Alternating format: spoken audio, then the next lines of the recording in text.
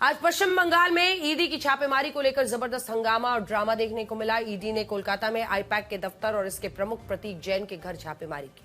ये संस्था टीएमसी के लिए काम करती है।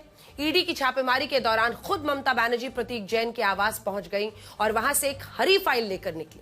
ममता ने आरोप लगाया कि ईडी उनकी पार्टी की रणनीति और उम्मीदवारी की सूची जब्त करने की कोशिश कर रही है। इस पूरे घटनाक्रम के दौरान पश्चिम बंगाल में जबरदस्त हंगामा।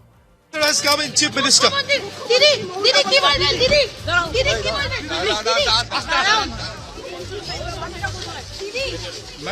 कोलकाता में ईडी की छापेमारी ने राजनीतिक विवाद बढ़ा दिया।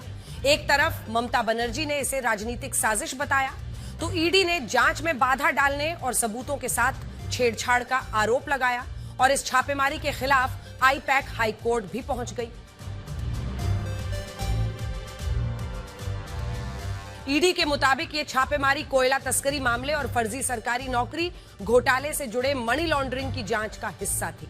आरोप है कि इसे मिले अवैध धन का एक हिस्सा आईपैक को भेजा गया। ये छापेमारी हंगामे में तब बदली जब खुद ममता बनर्जी प्रतीक जैन के आवास पर पहुंच गईं और जब वो उनके आवास से बाहर निकली तो उनके हाथ में एक हरी फाइल थी। ममता बनर्जी ने आरोप लगाया कि ईडी राजनीतिक इशारे पर उनकी पार्टी की गुप्त रणनीति और उम्मीदवारों की सूची जब्त करने की कोशिश कर रही है, जिसके लिए उन्हें खुद हस्तक्षेप करना पड़ा। दिलचस्प बात यह है कि कोलकाता के पुलिस कमिश्नर मनोज वर्मा ममता बनर्जी के साथ मौजूद थे। Is it the duty of the ED and Amit Shah, the nasty home minister, the naughty home minister, who cannot protect the country, and is taking away all my party documents? If I read the BJP party office, what will be? What will be the result? इस छापेमारी के विरोध में ममता बनर्जी की party ने बंगाल में धरने और प्रदर्शन का ऐलान कर दिया। उन्होंने गृह मंत्री अमित शाह पर भी गंभीर आरोप लगाए और कहा कि वो देश की सुरक्षा करने के बजाय विपक्षी पार्टियों की फाइलें चुरा रहे हैं। ममता के आरोपों पर ईडी ने प्रतिक्रिया देते हुए उन पर जांच में बाधा डालने और सबूतों से छेड़छाड़ का आरोप लगाया और कहा कि उन्होंने छापेमारी की जगह पर घुसकर महत्वपूर्ण सबूत और इलेक्ट्रॉनिक उपकरण जबरन छीन लिए। पश्चिम बंगाल में नेता प्रतिपक्ष सुवेंदु अधिकारी ने ममता बनर्जी की इस कार्रवाई को अलोकतांत्रिक बताते हुए उन पर कानूनी कार्रवाई की मांग की। आज सुप्रीम कोर्ट के स्ट्रे डॉग्स के मामले को लेकर लगातार दूसरे दिन सुनवाई हुई। इस मामले में सुप्रीम कोर्ट की बेंच ने आम लोगों की सुरक्षा के साथ पशु कल्याण के बीच संतुलन बनाने की कोशिश की। इस दौरान सुप्रीम कोर्ट ने टिप्पणी करते हुए यह भी कहा कि ये कोई नहीं जानता कि कुत्ते का मूड कब काटने का हो जाए। आवारा डॉग्स को लेकर सुप्रीम कोर्ट ने पूछा कि कुत्तों के चलते लोग कब तक परेशानी झेलेंगे। वो बच्चों और बड़ों को काट रहे हैं, लोग मर रहे हैं। कोर्ट ने कहा कि इलाज से बेहतर रोकथाम है। कोर्ट ने अपना रुख साफ करते हुए कहा कि अस्पताल, स्कूल, कॉलेज, खेल परिसर, बस डिपो, रेलवे स्टेशन जैसी जगहों को कुत्तों से मुक्त रखना चाहिए।